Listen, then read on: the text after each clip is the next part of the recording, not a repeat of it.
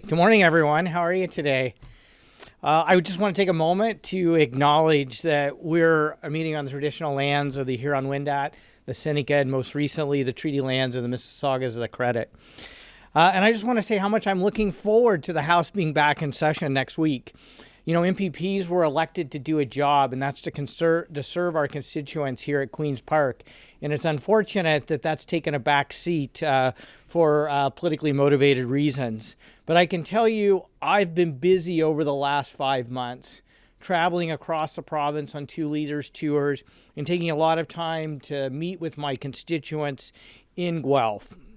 And I just want to take a moment as the MPP for Guelph to congratulate Lloyd Longfield, who was reelected in my riding, and just say how much I value our relationship across party lines and jurisdictional lines to get things done for the people we represent.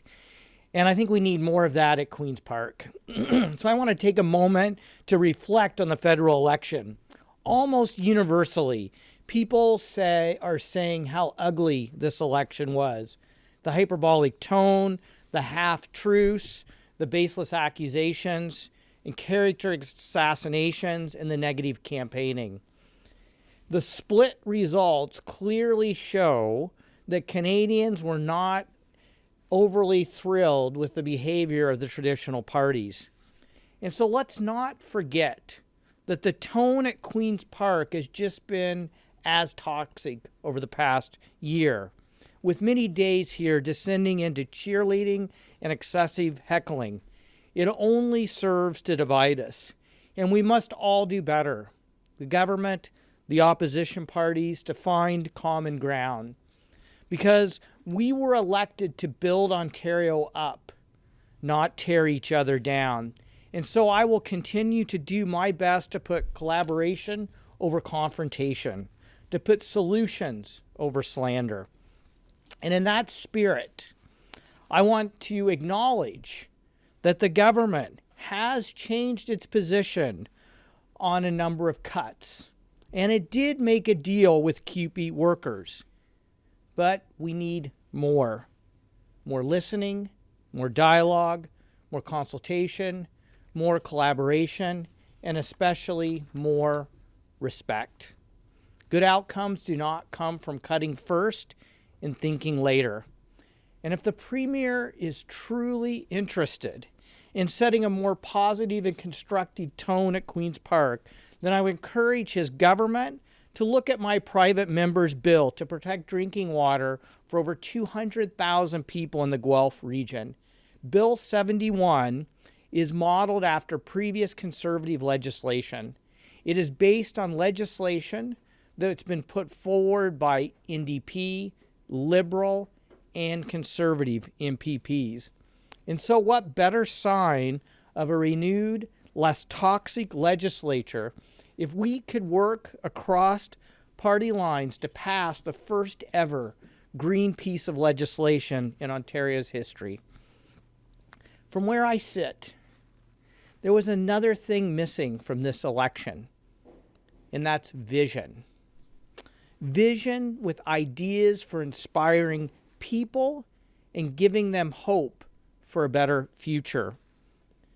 We need a response to the millions of people who marched in the climate strikes about how we can lead an economic transformation that is urgently needed and is beginning to address the economic changes that are sweeping across the globe. I firmly believe that Ontarians are problem solvers, not problem deniers. They want to translate their concerns about climate change into real action and a true economic transformation that we can be proud of. So my number one priority as we move into the second year of this government's mandate is for Ontario to lead in the clean and caring economy, a $26 trillion global economic opportunity. We know that over the next 5 years, $355 billion annually will be invested in clean energy alone. So green jobs are there for the taking. They're on the rise, just as fossil fuel jobs are on the decline. We have to skate to where the puck is going and not where it's been. So I want to have conversations in the next sitting of the legislature about how we can retrofit our buildings to help businesses and people save money by saving energy. I want to talk about how we can expand and electrify our transit systems. I want to talk about how we can help people get into electric vehicles, and we can be the global leader in EV manufacturing. I want to talk about jobs in science and technology, in responsible forestry and mining, in sustainable agriculture and bioproducts manufacturing. I want to talk about creating jobs instead of cutting jobs in the caring professions, healthcare providers, teachers, personal support workers, mental health providers, and all the other low-carbon jobs of today and tomorrow.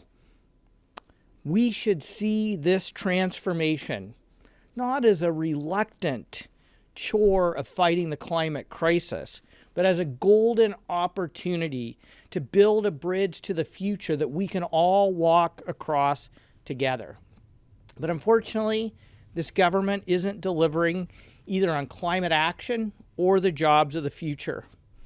While we were away, an NGO released a report card saying that the government's Made in Ontario Environment Plan had failed to launch, with the Ford government taking us in reverse on climate targets, EVs, energy efficiency, and so much more. So a good first step for the Premier to reverse this is to cancel his court challenge against the federal government and to stop mandating stickers on our gas pumps. Next, I urge the Premier to cut back on his politically motivated rhetoric. Don't tell us that carbon pricing will be a job killer one day and then take credit for job increases the next day. Don't use inflated deficit numbers to threaten our children's education by taking 10,000 teachers out of our classrooms. And don't balance the budget on the backs of our most vulnerable citizens. Also, while we are away, we learned that poverty is costing this province $33 billion a year. And while the government has reversed some of its cuts to social services, it has still scrapped the basic income pilot, frozen the minimum wage, cut off assistance to adults with severe autism, and mused about restricting the definition of qualifying for Ontario disability support payments. So I will continue to fight against these cuts that harm the most vulnerable in our society and raise the cost of poverty for everyone in Ontario. And finally, I want to talk about an issue that came up over and over again in every community I visited across Ontario, and that's the housing affordability crisis. It's affecting young and old alike. We need smart, modern solutions to unlock affordable housing for everyone in this province, to build the missing middle that is in such high demand, and to put the needs of families, seniors, and young people ahead of speculators and deep-pocketed developers. And to do it in a way that protects the Greenbelt and the places that we love. I heard from people and municipal leaders that the government's housing bill is at best not working, and at worst is actually making the problem worse. Housing is a complex problem that simple slogans will not fix, but we have to address the housing challenge because it is tearing at the very fabric of our communities and overwhelming people's ability to afford a decent place to call home. And so I'm going to be visiting with communities, meeting with people on the front lines, consulting with experts on how we fix the housing crisis. And I encourage the Premier to do the same. And I remain willing and eager to speak with the Premier about how we can make sure everyone has an affordable place to call home, to show how we can demonstrate climate leadership and an economic vision that we need, to balance our finances in a way that doesn't hurt the most vulnerable. And I just want to say to the Premier as he heads into the second year of his legislative mandate that we need evidence before we act.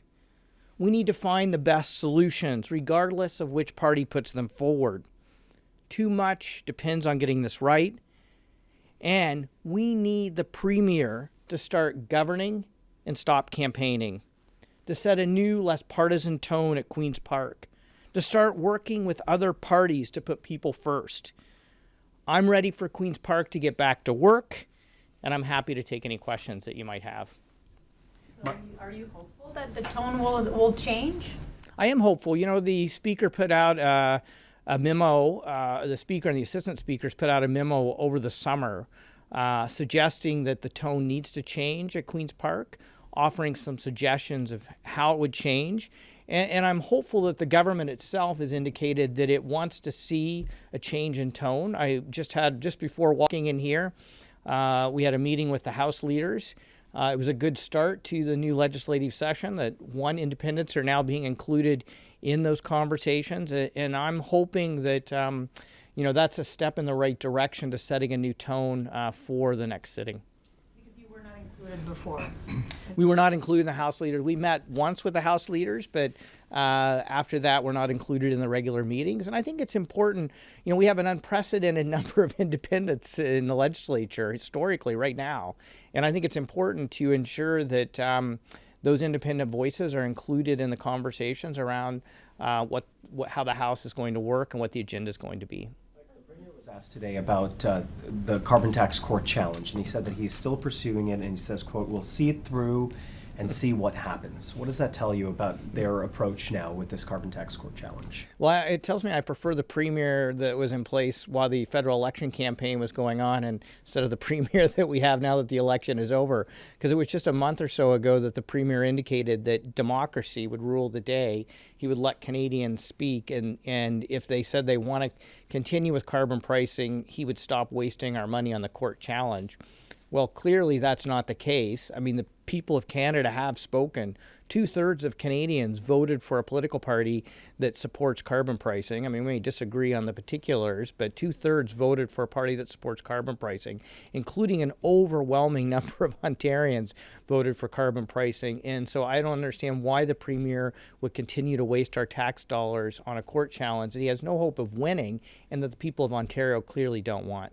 On the federal election results, it seemed like the Green Party had, a bit of a disappointing result nationally. A lot of votes across the country, but only amounted to 3 seats. And there's some talk that, there could be a vacancy in the leadership.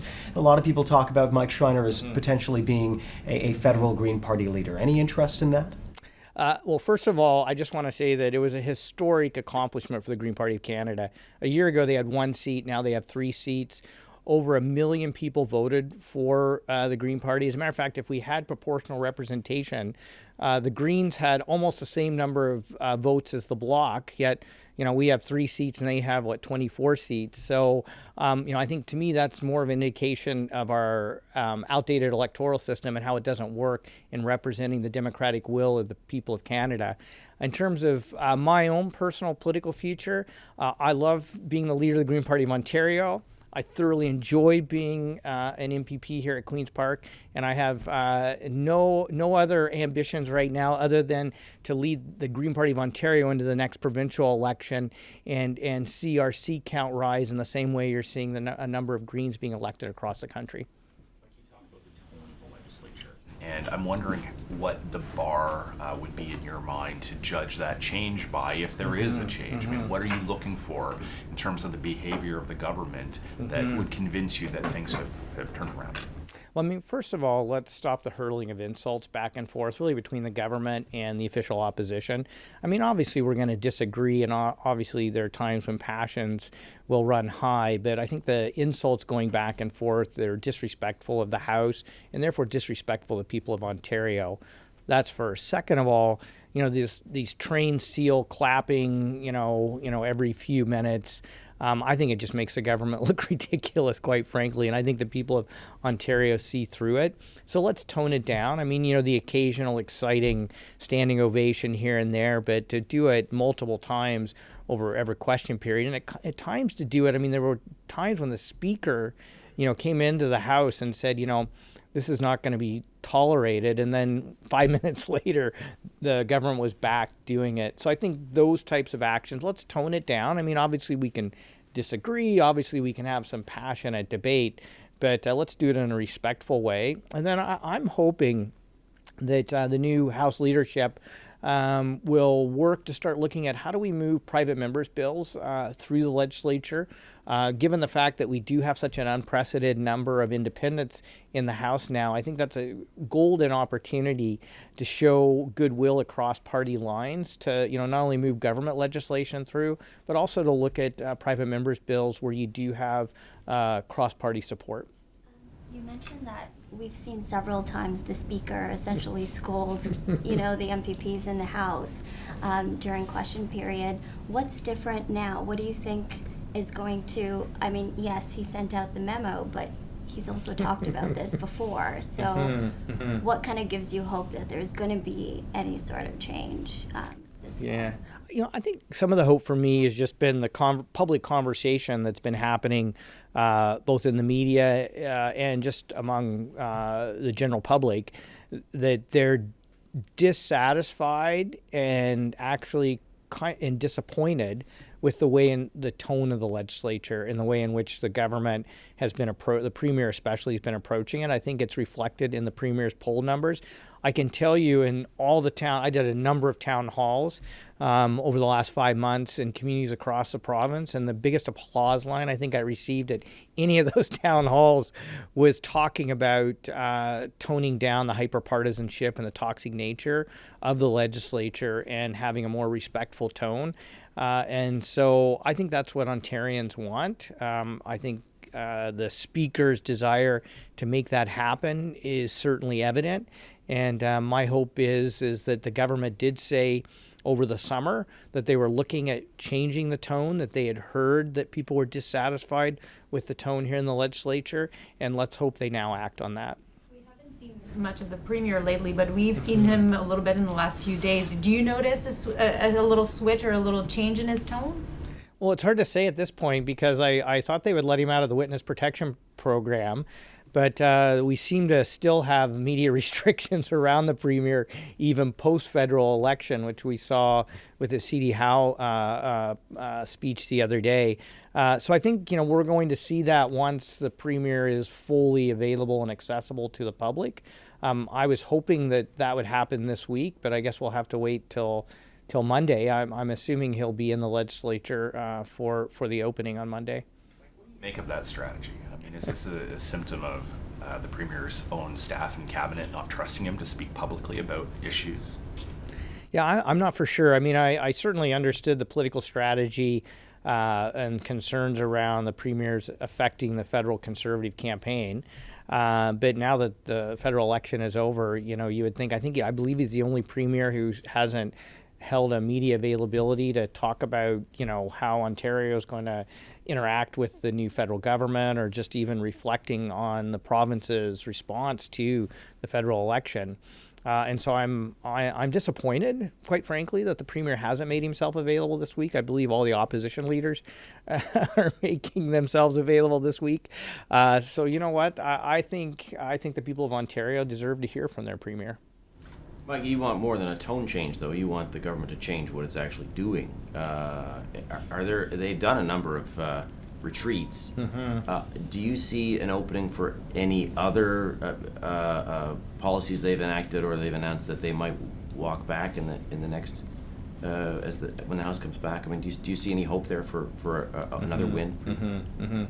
Well, I mean, one of the biggest things I'm hoping for is they walk back the cutting of 10,000 teachers out of our children's classrooms. We know that if we're going to be successful in a 21st century economy, if we're going to transition to a new economy, we need a highly educated workforce, and we need adults in the classroom. And it's clear to me that cutting back the number of teachers in our classrooms will reduce the quality of education. And so that's one I'm hoping they walk back. I'm sure they're going to hear a lot from the public around that. The other one for me, and this gets back to just the need to address the climate crisis. I mean, we had millions of Canadians marching in the streets, September 20th and September 27th, people across the world, and it's a huge economic opportunity. I know the Premier, says carbon pricing is off the table, at least provincially, but you know what? Let's talk about how Ontario can be a global leader in electric vehicle manufacturing, in bio-based manufacturing, in clean energy, in clean technology. I mean, we have the resources, we have the skilled workforce, we have the people and companies that can deliver on those solutions. And so let's support the transition to a new economy instead of continually fighting against it. You mentioned teachers. This morning during a radio interview, the Premier was asked whether he's cut back funding to education. And his response was absolutely not. He noted the increased funding in the budget for education, and that most teachers who were on the chopping block at least at the beginning of the school year have been rehired. So what's kind of your take on this messaging that we keep seeing from the government? Well, first of all, I would really encourage the Premier to actually talk to students, and particularly students who aren't able to get the courses they need or have seen programs cut in our schools already with 3,000 fewer teaching positions. Imagine what that's going to look like with 10,000 fewer teaching positions. So I don't know what the Premier has been doing over the past 5 months, but one of the things he should have been doing is actually meeting with students and parents and teachers and educational support staff workers to really get some firsthand knowledge of how the cutbacks have already hurt our schools and how it's only going to get worse over time. Second of all, if your funding increases don't keep up with inflation or population growth, which is the case in healthcare and education, it's essentially a cut. And so, the Premier can spin it however he wants to, but essentially funding is not keeping pace with inflation, which is going to lead to a cutback in services because heating building costs continue to go up. Costs for supplies continue to go up. I mean, that's just part of the inflationary nature of our economy. So I would encourage the Premier to revisit his math on doing those numbers. I mean, he keeps talking about math tests for teachers. Maybe he should take a math test as well. And then the final one is the Premier continues to overinflate the budget deficit. Again, I think yesterday he was claiming we had a $15 billion budget deficit that the government inherited. That myth has been debunked numerous times now, including by the Financial Accountability Officer and the government's own numbers. And so it looks like the budget deficit is around $7.4 billion. Over $4 billion of that, over half of that, is due to the Liberals' unfair hydro plan, which the Conservatives opposed when they were in opposition. So if we want to talk about, how we can address the province's fiscal situation, let's look at some of the programs like the unfair hydro program that they inherited from the Liberals and opposed in opposition, rather than looking at essential services like healthcare, education, and social services that benefit the most vulnerable in our society. Back to the carbon tax. My colleague asked you about the Premier's comments this morning. He seems pretty insistent to want to continue with this legal challenge or the fight against the carbon tax. Do you think there's any support for this fight within people here in Ontario? Well, it's a small minority, and it's probably, a small minority around the Premier, it seems like at this point.